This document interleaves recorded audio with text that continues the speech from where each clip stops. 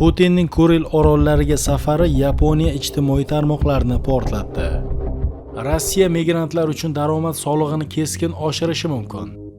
Ramzan Qodirov chechenlarni urushga yuborgisi kelmayapti. Putinning Kuril orollariga safari Yaponiya ijtimoiy tarmoqlarini portlatdi.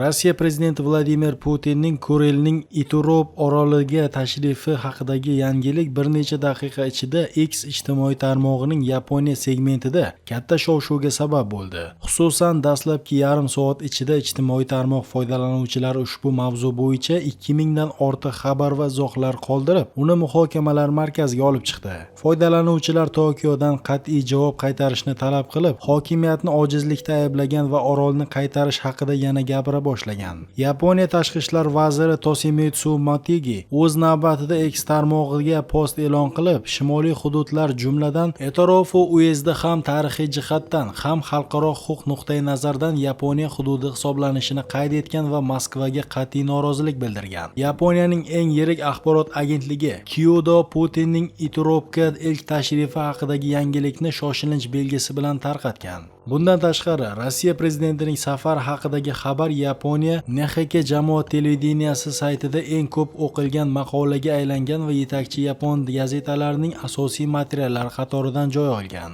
Ma'lumot uchun, Kuril orollari Tinch okeani va Axota dengizi oralig'ida Kamchatka yarim oroldan Yaponiyaning Xokkaydo oroligacha cho'zilgan vulqonli orollar zanjiridir. Bu hudud strategik joylashuvi, boy tabiiy resurslar va Rossiya hamda Yaponiya o'rtasidagi uzoq yillik hududiy nizolar bilan mashhur. Ikkinchi jahon urushi yakunida Sovet ittifoqi butun Kuril arxipelagini o'z nazoratiga olgan. Biroq Yaponiya arxipelagining janubiy qismidagi 4 ta orolni, ya'ni Iturop, Kunashir, Shikotan va Habomaini o'z hududi deb hisoblaydi va ularni shimoliy hududlar deb aytadi. Tokio ushbu janubiy orollar 1855-yilgi Semoda shartnomasiga ko'ra Yaponiyaga tegishli bo'lganini va ular noqonuniy bosib olinganini da'vo qiladi. Moskva esa ushbu orollar ustidan suverenitet Ikkinchi jahon urushi natijalariga ko'ra qonuniy ravishda SSSRga o'tganini va bu baxtsiz ekanini ta'kidlaydi. Mana shu hududiy bahs sababli Rossiya va Yaponiya o'rtasida Ikkinchi jahon urushini rasman yakunlovchi tinchlik shartnomasi hanuzgacha imzolanmagan. Hozirda orollar to'liq Rossiya Federatsiyasining Saxalin viloyati tarkibiga kiradi.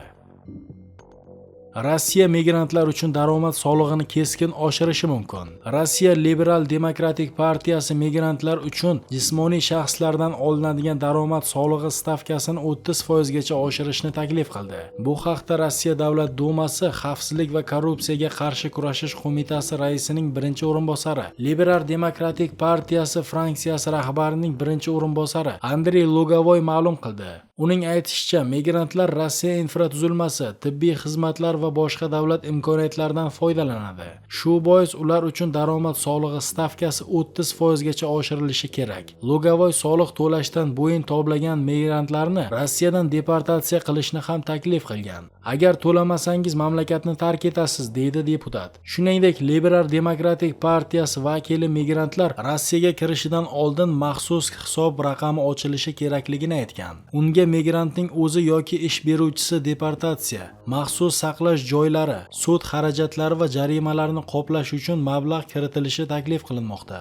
Lugavoyning fikricha, migratsiya sohasida yagona davlat nazorat tizimi joriy etish zarur. Bu tizim orqali chet el fuqarolarining qayerda yashayotgani, qaysi asosda mamlakatda bo'lib turgani, qayerda ishlayotgani, soliq to'layotgani va qonunlarga rioya etayotganini nazorat qilish mumkin bo'ladi. Hozircha mazkur takliflar Rossiya qonunchiligiga kiritilgan o'zgartirishlar emas, balki Liberal Demokratik partiyasi vakili tomonidan bildirilgan takliflar hisoblanadi.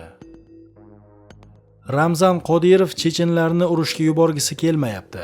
Checheniston rahbari Ramzan Qodirov urushni qo'llab-quvvatlashi haqidagi ommaviy bayonotlariga qaramay, aslida Kremlning Ukrainadagi manfaatlariga qo'shilmaydi. Bu haqda Economist xabar berdi. Moskvaning Ukraina bo'yicha manfaatlari qanday bo'lishidan qat'iy nazar, biz ulardan juda yiroqmiz, dedi nashrga anonim manba. Ekonomist ushbu manbani respublika rahbariyati bilan yaqin aloqada bo'lgan taniqli chechen deb ta'riflagan. U Qodirov aslida jamiyatni juda yaxshi tushunishi va rus dunyosi uchun o'z odamlarini qurbon qilish istagida emasligini ta'kidladi. Qodirov aprel oyida Chechenistondan 70 mingdan ortiq kishi, ya'ni respublikadagi erkaklarning 9% frontga ketganini aytgandi. Biroq yo'qotishlar soni umuman boshqa manzarani ko'rsatmoqda. Media Zona va BBCning halok bo'lgan rossiyalik harbiylar haqidagi so'nggi hisobotida 236 ming kishidan atigi 540 nafarini chechenistonliklar tashkil etgan. Bu bor yo'g'i 0,2% ga tengdir. Vaholanki Checheniston aholisining Rossiya aholisidagi ulushi 1,1%, ya'ni 5 baravar ko'proqni tashkil etadi. Bir oy oldin Qodirov yana bir bor chechen maxsus kuchlari eng murakkab vazifalarni bajarish ishtiyoqi bilan yonayotganini aytgan edi. Biroq amalda ijtimoiy tarmoqlardagi yuqori faolligi uchun TikTok qo'shinlari deb ataladigan Ahmad jangchilari ko'pincha front chizig'idan uzoqda bo'ladi. Ular o'zlarini jangovar harakatlarda ishtirok etayotgandek ko'rsatadi, ammo ular haddan tashqari harakat qilmaslik va o'zlarini ehtiyot qilishlari haqida buyruq olgan, deydi Checheniston rahbariyatiga yaqin manba. Qodirov Chechenistonning asosiy aholisi majburiy safarbarlikdan himoya qilishga muvaffaq bo'lgan. Bunda yondashuv unga millat otasi obro'sini mustahkamlash imkonini beradi. Agar undan frontga kimnidir jo'natishni talab etishsa, u buni o'zi nomaqbul deb hisoblagan odamlar, gomoseksuallar, spirtli ichimliklarga qaram odamlar yoki chechen muxolifatchilarning qarindoshlari hisobiga amalga oshirishi mumkin. Namangan shahri sobiq hokimi 11 yilga qamaldi. Jinoyat ishlari bo'yicha O'zbekiston tuman sudi Namangan shahrining sobiq hokimi Anvar Otaxo'jayevga nisbatan hukm chiqardi, deya xabar bermoqda Farg'ona viloyati sudlari matbuot xizmati. Sud hukmi bilan u Jinoyat kodeksining quyidagi kodekslari bo'yicha aybli deb topildi. 167-moddasi 3-qismi A bandi, ya'ni juda ko'p miqdorda o'zlashtirish yoki o'zlashtirish yo'li bilan talon-taroj qilish. 168-moddasi 3-qismi V bandi, xizmat mavqidan foydalangan holda firibgarlik. 205-moddasi 2-qismi A bandi, hokimiyat yoki mansab vakolatini suiiste'mol qilish. 206-moddasi 2-qismi A bandi, hokimiyat yoki mansab vakolati chegarasidan chiqish. 207-moddasi 1-qismi mansabga sovuqqonlik bilan qarash. 209-moddasi 2-qismi A bandi, mansab soxtakorligi. 210-moddasi 3-qismi A bandi, juda ko'p miqdorda pora olish. Jinoyat kodeksining 59-moddasi 3-qismiga muvofiq tayinlangan jazolarni qisman qo'shish yo'li bilan sobiq hokimga 3 yil muddatga mansabdorlik va moddiy javobgarlik yuklatilgan lavozimlarda ishlash huquqidan mahrum qilingan holda 11 yil muddatga ozodlikdan mahrum qilish jazosi tayinlandi. Sud jarayonida ushbu jinoyat ishi bo'yicha yana 6 nafar shaxsga nisbatan tegishli jazo choralari belgilandi. Xususan 3 nafar sudlanuvchiga 7 yildan 10,5 yilgacha ozodlikdan mahrum qilish, 2 nafariga 2 yil 6 oy muddatga axloq tuzatish ishlari hamda 1 nafar sudlanuvchiga 3 yil muddatga ozodlikdan cheklash jazosi tayinlandi.